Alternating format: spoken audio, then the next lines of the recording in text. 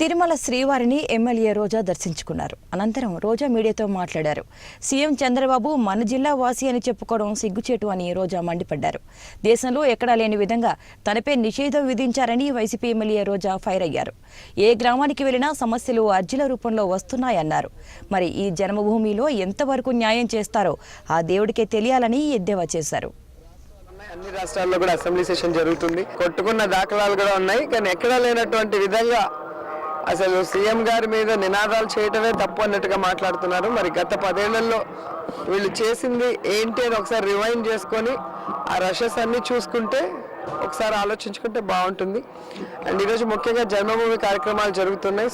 శనివారం నుంచి ఏ గ్రామానికి వెళ్ళినా కూడా ఈరోజు సమస్యల రూపం అర్జీల ద్వారా ఎన్నో వస్తున్నాయి.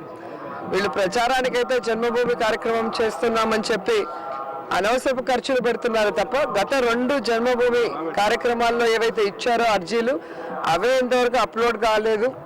అర్జీల్లో ఎవరైతే పెట్టుకున్నారో పెన్షన్ల కోసం కానీ, రేషన్ కార్డుల గురించి కానీ, మరి ఇళ్ల పట్టాల గురించి దళితులు కానీ, మరి ఏది కూడా జరిగినప్పుడు ఇప్పుడు మళ్ళీ ఎందుకు మేము ఇవ్వాలి అనే ఇదిలో మాత్రం ప్రజలు కనిపిస్తున్నారు. ఎందుకంటే ఏ గ్రామానికి వెళ్ళినా కూడా ముఖ్యంగా ప్రతి గ్రామంలో కూడా మీరు చూస్తే